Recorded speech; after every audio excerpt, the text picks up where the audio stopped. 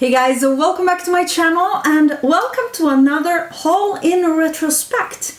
In this video, I am going to take a look at the products that I bought in June last year, 2019, and see if I still love them, if I still have them, if I still recommend them or not.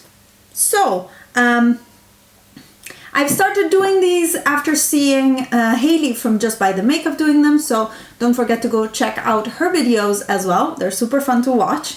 And yeah, without further ado, let's get looking into what I bought last year. It was a very big haul, like lots of stuff, lots of fun stuff, and I'm gonna go in the order that I went in that video as well. And the first thing that I showed then was the Clinique Moisture Surge Eye Cream.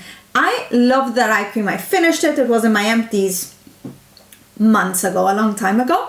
I finished it a while ago and I really liked it. I would definitely repurchase it because it has a pump. It also is very hydrating without being a heavy cream. It's a gel. I really liked it. What I didn't like as much was the fact that it has a ton of little spheres in there that you have to crush in between your fingers, and those, some of them are bigger than the pump outlet, so they actually come, I don't know, they make the pump get stuck, so you have to actually pump out a lot. So the packaging can be better, but it was a really good eye cream. I got samples with that and a set of sorts. I remember getting the Take the Day Off. I have two of these now. One of them I know I purchased in Spain, so I think that's this one. So that is in September. And I think this is the one that I purchased last year. And I only use these to travel, so that's why they're not completely used. I like this balm a lot, but not for the price. I can get similar effects with the Body Shop one, and it's cheaper. So yeah, it's a good makeup remover. And then from that set that I had at the time, I only have the Moisture Surge 72-hour auto replenishing hydrator here, and I don't know if I'll ever use it. It doesn't look like I've used it at all, actually, and probably I should pass it along to someone with a more dry skin. But yeah, in principle, it's not only for dry skin types, because it seems like a lighter texture of a cream. And these are the items that I still have. Then I made a Cult Beauty order, and in that one I got the Huda Beauty Neon palette. Still love it, use it. The yellow down here is my favorite. It's the one with the biggest dip, but I love having these neon colors. I think it's really nice. I did recently a few neon looks on my Instagram that you can see, where I used this palette together with the Melt Radioactive, and yeah, I still love it and use it. Still happy with that purchase. In the same order, I bought the Isle of Paradise Dark Glow Clear Self Tanning Mousse, and this is it actually. It's I have half left still. I probably should move on and finish it, but I don't use it so often, of course, because I don't self-tan very often. I use self-tan as a moment of self-care and to feel good about myself. So if I feel too mozzarella, too jiggly, I will self-tan so that I'll look better. Lol. And actually, to show you how much I love it, I already have a backup of that I purchased. I don't know why I purchased it if this lasted me a year, but there is to know. I have two. I love them. And I also purchased the Anastasia Beverly Hills Mini Eye Primer. I think this is the mini size, yeah. And that was because I wanted to try the P. Louise base. And I still want to try the P. Louise bases, as I mentioned in my Will I Buy It video from last week. But yeah, I think this is enough for me. If I want more vibrant colors, this is a slightly lighter eye base, which is more pigmented. The color is more visible. It doesn't blend into clear like my other eye bases. So I will use it if I want to do a look for Instagram, for example, or playing with makeup for Instagram. And yeah, I'll use this one. On the other hand, it does separate. So if you I don't know, I didn't like, I need to remember to like massage it in before using it every time. But I'm nowhere near using it daily because this creases on me like crazy. It's a special occasion Instagram base, in my opinion, not an everyday oily eyelid base. This doesn't work for me for that at all. So I don't know that I would recommend it per se, but it does its job. Last year, I also finally gave in and bought Gemini. And if you've been on my channel for any length of time, you know how much I love this palette. I should actually use it more, but then I also realized you can see this is not the normal layout of Gemini. I have a few from Smoke Sessions in here, because once I figured out that you can, these are magnetic, that you can pop them out easily with just a spatula or a magnet. I took out the black and the shimmer here that it didn't work for me, and put 2 in from the Smoke Sessions palette. Interesting. Sorry, I was not expecting it at all, but I should use it more. I love this palette. Then I made an order from Morphe brushes last June, at kind of the same time as I did this year, actually, and I purchased the Pride brush set. And as you can see, these are dirty because I use them so much. I love this brush set. It has a lot of small brushes for are really good for my eye shape. I don't know, they work well. And then I bought number M456, which was a recommendation from Young, Well and Polished. And I like it. It's a small blending brush. I have a thing of always looking for small blending brushes, and these are really good. I use them a lot, and I am still very happy with them. They've lasted well, and I need to wash them, obviously. Next up was a order from Colourpop for their newly released blush sticks, and I bought a set with these 2 and a highlighter. The highlighter I decluttered because I didn't like the effect on me. It was a little bit chunky. It didn't really look seamless or glowing. It looked like a powder highlighter. I don't know, it was a bit chunky and glittery. Not all of them are like that as far as I know, but I decluttered that one. The 2 blush sticks I still have and love. I have the shades Under Pressure, which is more of a corally tone, as you can see, and then the shade Aloha, which I like more because it's more neutral and fits with more makeup looks, let's say. But coral is definitely one of the cheek shades that I love for summer, and this one is much more versatile. I love these 2. Should also pull them out to use more because I haven't used them yet this summer, and when else do I use cream products than in summer? So I'll actually put them on the top drawer of my makeup desk. Then I also showed you a package from Pixi that was their Glow collection, and I have a few bits still, but a lot of that collection went actually in the giveaway that closed sometime this year. And I remember one of the items that I did not like and I passed along was the cleanser, the Glow cleanser.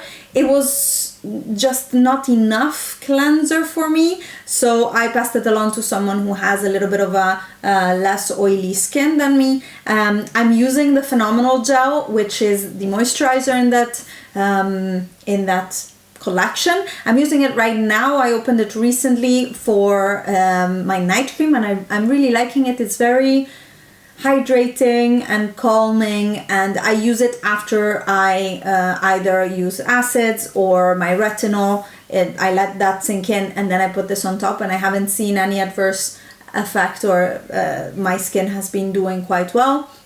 What I don't know, and is always a question, is what chemistry is in there and what is the effect of that chemistry on the skin and on the products that you apply beforehand. Because, for example, with an acid, you kind of want it to work at an acidic pH so that it keeps working on your skin. And your natural skin's pH is 5.5. And if you have a buffer cream, that means, for example, that if something is too acidic, it will bring it to pH 7. If something is too basic, it will bring it back to neutral pH. And neutral pH is not the pH of your skin. So I don't know what the chemistry is in there, if it's a buffer or if it's tailored to actually bring everything always to a little bit of a 5.5.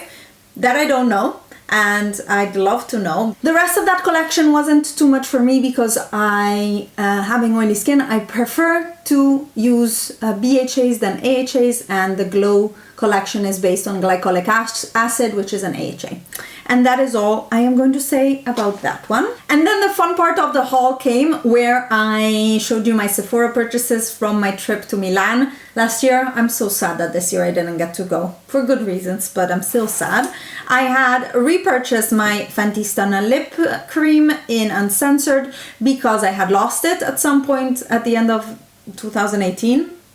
So I repurchased it. It's my favorite red lipstick, forever loving it.